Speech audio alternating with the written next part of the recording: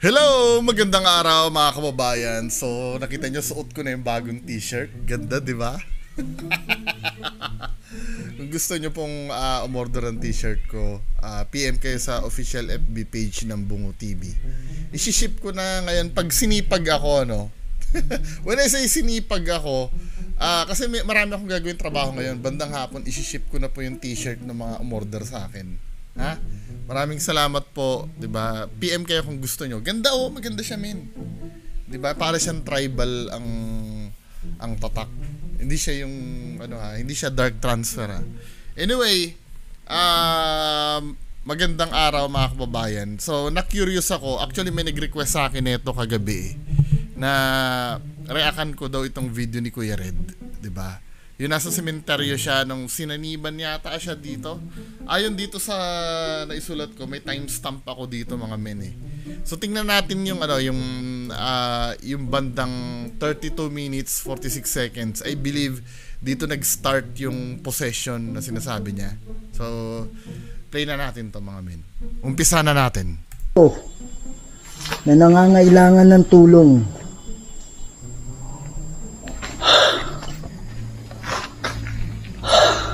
So, dito, ito, pasintabi kay Kuya Red ako ay skeptic, di ba? Hindi ko naman sinasabing hindi totoo to, pero ang sasabihin ko dito, kung sakali man ito ay pepekein, di ba? Kung sakali man ito ay pepekein, ito yung mga information na nakalap ko dun sa aking observation. Kung sakali ito ay pepekein. Pero hindi ko naman sinasabing peke. Disclaimer, sa mga fans ni Kuya Red, hindi ko sinasabing peke. Pero kung sakaling ito ay pepekein, di ba? Kung sakaling ito ay pepekein, ito yung mga explanation na naihanda ko. Ipagpatuloy natin.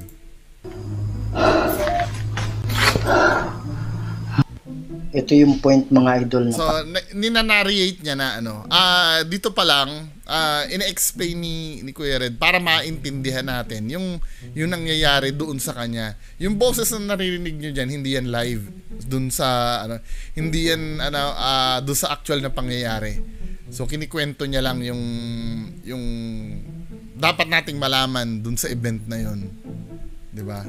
Parang may bumabara sa lalamunan ko. Kaya hinahabol ko na yung hininga ko dito. Ang sabi? Ito nagbe-blur yung paningin ko. Meron tayong katabi dito. Meron tayong katabi. Ayan umilaw yung bola. Rusa Kraset Mihilox. Hindi ko na i-explain kung bakit umiilaw yung bola ha. Doon lang tayo doon sa may na-possess, di ba? Kasi, di ba, ang explanation doon sa umiilaw ang bola, it could be vibration. Kasi, motion activated kasi yung bola eh. Di ba?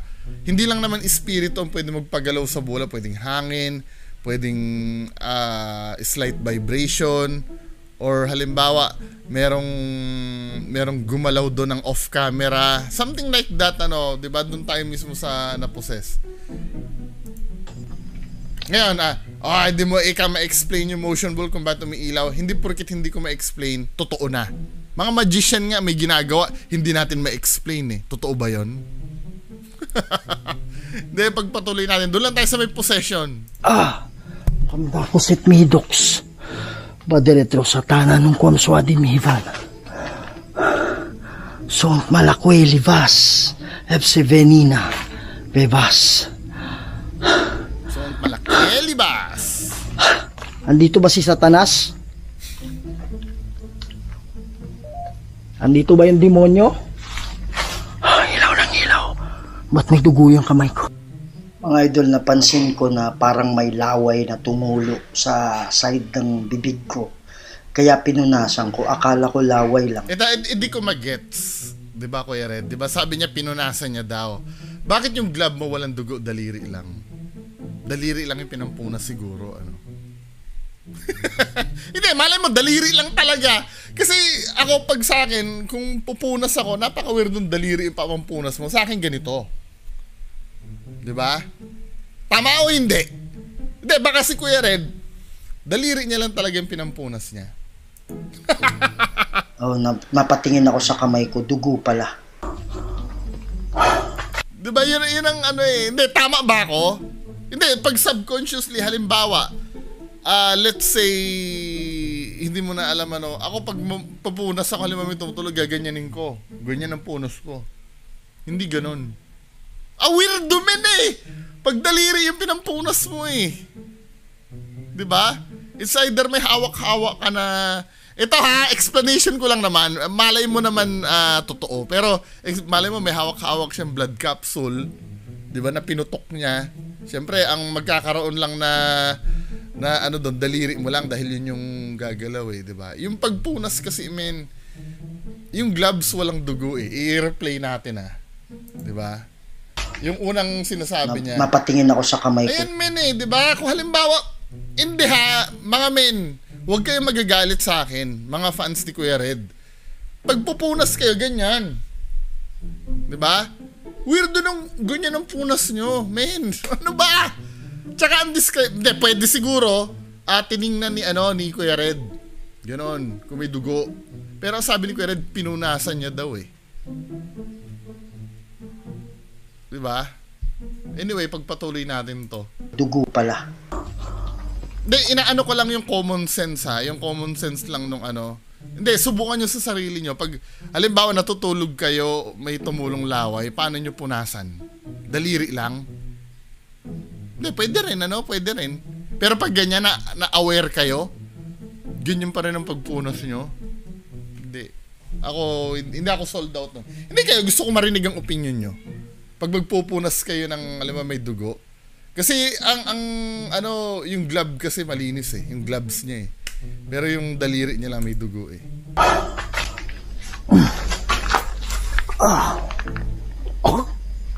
Ulit.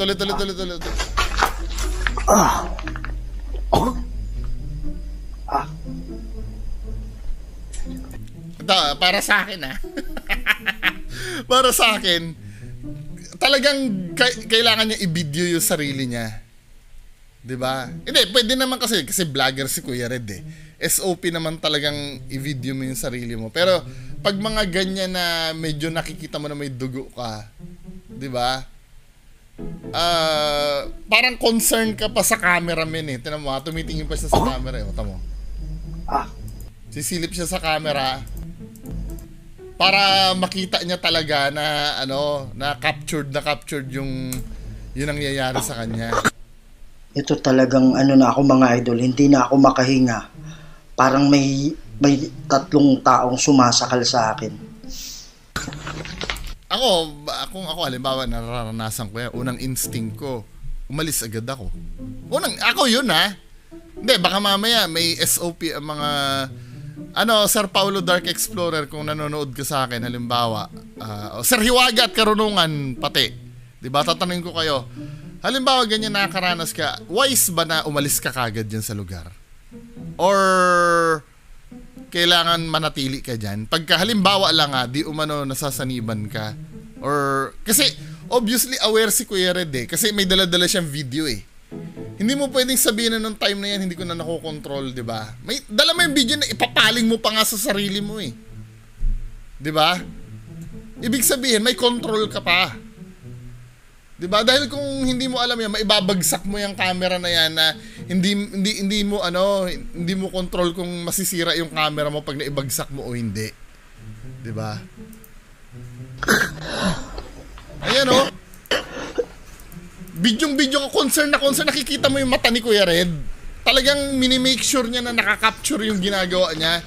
Dito mo mahuhuli, halimbawa, ito, theory ko lang to May magagalit na naman sa akin ito. Theory ko lang naman. Na kung concern ka sa sa ipapalabas mo, tingin ka ng tingin sa camera, men. Ate mo o, diba? Tinitingnan ni Kuya Red, minimake sure niya na yung nakukuha niya talaga ay saktong-sakto sa framing. Diba? Baka mamaya papalusot niya na naman, sira kasi yung LCD ng ko, hindi ko rin nakikita, diba? Parang yung naalala niyo yung palusot ni Kuya Red na may humawak sa dito niya. ang tanong ko doon, hindi mo ba man lang na nakikita na ano, na dun sa, kasi pag binibidyo mo ang sarili mo, may monitor ka niyan, di ba? Pwede mong iliko yung LCD ng camera. Papakita ko sa inyo ha, para maintindihan ng iba. Di ba? Camcorder.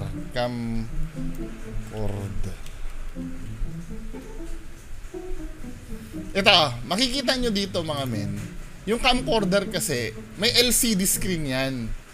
Na pwede nyong, pwede nyo baliktarin. 'Di ba? Pwede nyo baliktarin, pwede nyo iharap. 'Di ba? Diyan mo makikita kasi yung binivideohan mo eh. Ang palusot kasi ni Kuya Red dati nun, 'di ba may nakitang kamay? Sasabihin niya, hindi ko na ibaliktad yung LCD mo. Parang pinapaliwanag niya na agad. Dahil, syempre, automatic tatanungin ng audience ba, hindi mo ba nakikita doon sa monitor mo? Habang ginagawa ni Kuya Red yun, ini-explain niya na agad na hindi ko na binaliktad yung LCD ko kasi maliwanag. Gumaganon-ganon na si Kuya Red. Di ba? Para hindi siya ma-cross-check. Parang ganito yun, men, Siguro magiging palusot ni Kuya Red dito, hindi niya na ibaliktad yung LCD niya or nasira yung LCD niya, something like that. Di ba? Pero obviously, aware ka eh. Tsaka kung hindi mo na makokontrol yan, talagang bagsak yung camera mo na yan. Hindi ganun ka-gentle. Ito, wala na akong malay dyan mga idol na. Natumba na ako. Wala na daw siya malay ito, dyan. Nagkaroon ako ng talaga dito. Ayoko nang panoorin to ulit kailanman. Itong part na to, no? Nag-blackout na ako. Ayaw niya nang panoorin kailanman. Pero in-upload niya sa YouTube. Hindi ko na alam kung anong nangyari sa akin. Nagde-defy kasi ng logic yung kinakatatakutan ko talaga na pwedeng mangyari sa akin sa solo exploration, no? So yan, hindi ko alam talaga kung sinong bumuhat ng camera. Kung ito man ay kaluluwa, ito man ay demonyo, kung ito man ay mga elemento. So, ang pinagpapalagay ni Kuya Red dito, may bumuhat ng camera nang hindi niya alam. 'Di ba? Ako, Kuya Red, pinipilit ko intindihin kasi kung totoo man na nangyari to na hindi mo alam kung sinong bumuhat dyan, another breakthrough na naman to sa paranormal. 'Di ba?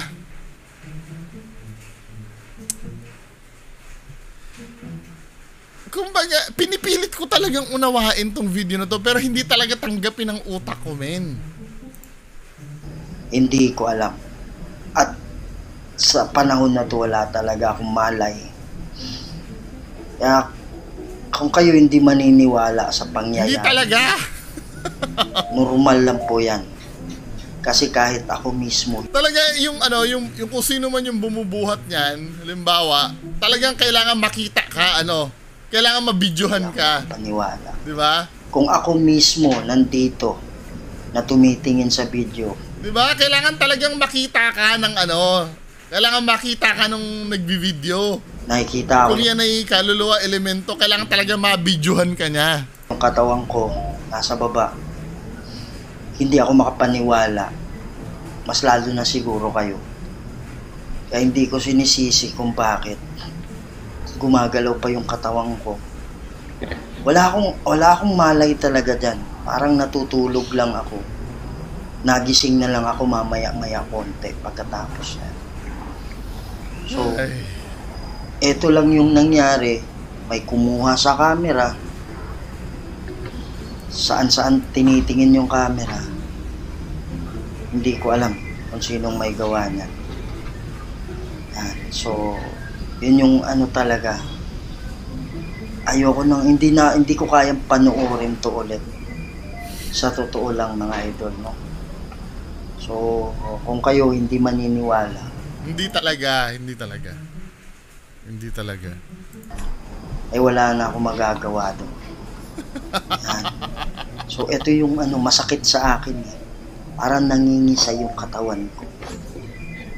Hindi ko alam kung sinaniban ako o ano yung pumasok sa akin. Yan. So, grabe yung mga pangyayari. Ang unang panglaban diyan. Oh, ang taas-taas ika ng camera, 'di ba? Ang taas-taas ika ng camera. May ganun bang kataas na tao na pati bubong nabibidyohan? Eh, tandaan nyo, may nalalagyan po ng stand kasi ang camera. Pwede nyong hawakan yung stand at i-ganon-ganon nyo, di ba? Simple as that. Walang nakakapagtaka doon. Para sa akin kasi, nare-replicate kasi ito eh. Nare-replicate ito ng ng kung may may tamang kagamitan at yung tama yung talent ng isang tao, kayang i-replicate to. 'Di ba? Hindi ko talaga ma-imagine. Nangingisay-ngisay siya doon, oh. Ayan mga idol. Hindi kayo kung una naniniwala kayo, okay lang naman. Ng katawang pero ako din naniniwala. Wala talaga sa isip ko kung anong mga pangyayari. Ang tagal niya, no? Na mga time na yan. Ayan, so napapansin ko, nilalabanan ng katawan ko. Kung ano man yung Yung sementeryo ba na yan, na na nila real ghost yan? Parang familiar sa akin yung sementeryo eh. Parang madalas si Kuya Red dyan eh. Sok dyan, kung ako ba yung may control pa o hindi na, hindi ko alam. Kung yung kaluluwa na yung gustong umagaw sa katawan ko, yung may gawa ng pagkilos ko, hindi ko alam. Kaya talagang may phobia na ako sa pangyayaring ito. Grabe talaga mga idol. Pero nag-cut pa. Ba't may cut? Nag-cut din yung kaluluwa? Tamo ha? Grabe talaga mga idol. Pero ba't nag-zoom or nag-cut, nag-crop? Ba nag-crop din ba yung kaluluwa? Hindi, sa akin let's say totoong footage yun. Bakit kailangan mo i-crop or i-cut? Tamo ha? Tamo ha? So ito yung movement ng camera. May phobia na. Kasi kung talagang natural yan, men, hahayaan mo lang talaga mag-play yan ng ganyan. Kasi yan nga yung ginawa ng kaluluwa eh. Sa pangyayari. Pero dito, grabe talaga mga idol. Pero ba't nag-crop? May nadamay ba? May nahagip ba sa gilid? Kaya kinrap mo yung video? During kasi, habang nandyan ako, habang kinukunan ko, hindi ko ma-review yung camera. Kasi sira yung screen niya. Sabi ko sa inyo nakita may dahilan na sira ang screen eh.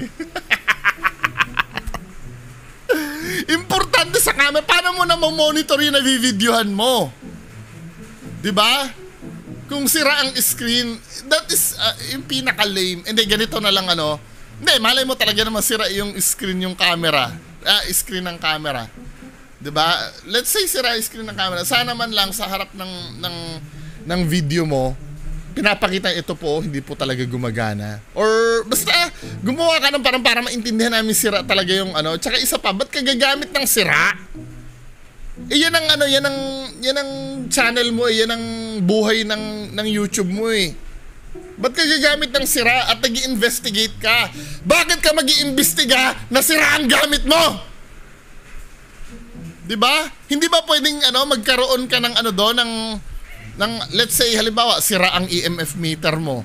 Gagamitin mo pa rin? Hindi ba inaccurate na labas noon? Sira ang camera mo. Paano kung hindi mo alam na hindi naman pala nagre-record? 'Di ba?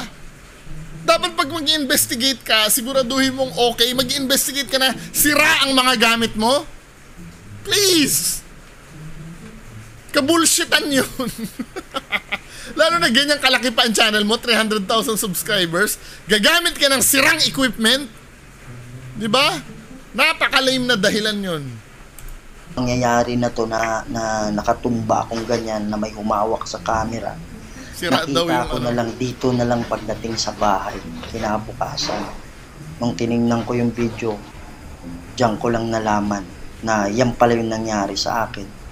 Akala ko natumba ako. Hindi ko na malayan na yung... Do you buy that bullshit na sinasabing sira yung sira yung monitor ng camera o yung LCD?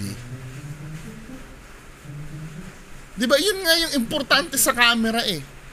Paano mo magagamit yung kung sira? Let's say nagre-record siya pero hindi mo nakikita yun na mo-monitor.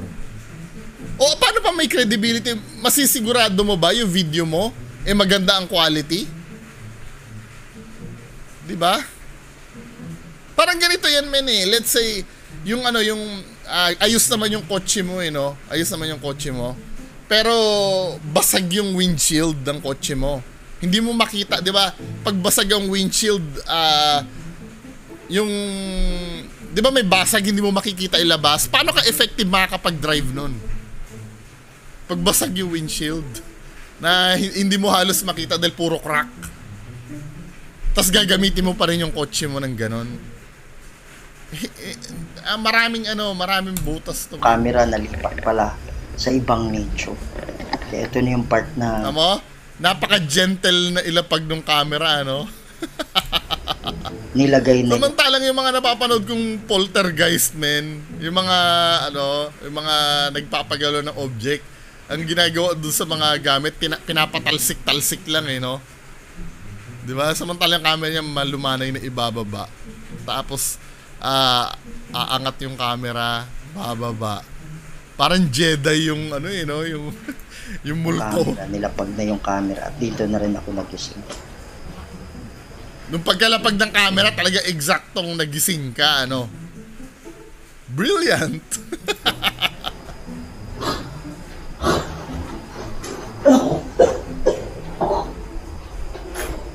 Eksakto. Talagang nung nilapag yung camera, nagising siya. Brilliant! Fantastic! Kung sa cassette ni Lux. Forward na natin. Don't malakwe. Tanong karswati ni Ivana. Don't malakwe, libas. Ito, di ba nagkamalay ka na? Si Venina. Nagkamalay ka na, di ba sa ibang nicho na kamo na ilapag yung camera mo. Nung nagising ka, hindi ka man lang ba nagtaka na dali, ba't nandito na yung camera ko? Gumanong ka man lang sana. Hindi, baka mamaya, walang presence of mind si Kuya Red dahil kagigising lang, di ba? Pero dapat alam mo yun doon mo na ilapag yung camera mo tapos sa iba mo na makikita. Dapat, na yun, men. Bebas. Magtataka ka na doon. Talagang convenient, eksaktong nilapag yung camera, nagising siya bigla,